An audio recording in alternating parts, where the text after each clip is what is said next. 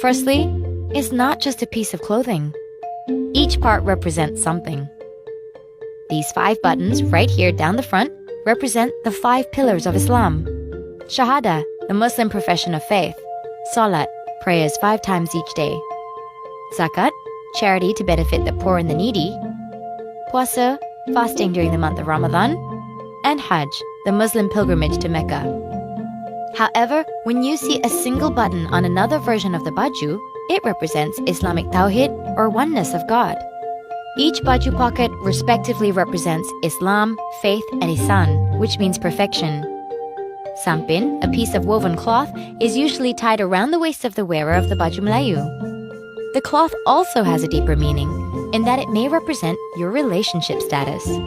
Wearing your sampin below your knees means you're married. Above your knees, you're still single and looking. If you're already married and still wearing a short sampin, you might be looking for a second wife. So where does Baju Melayu come from? Let's take it back to 700 years ago, back in the 15th century.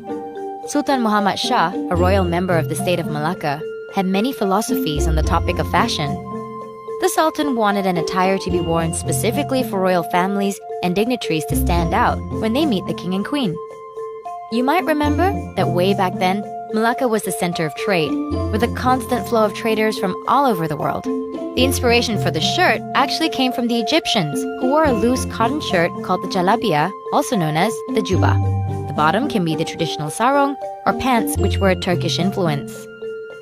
One thing is for certain, the Baju Melayu and what it represents is so unique and deeply rooted in Malaysian cultures and beliefs that it is able to evolve with modern fashion standards and bridges the gap between Malay cultural identity and the Islamic religion.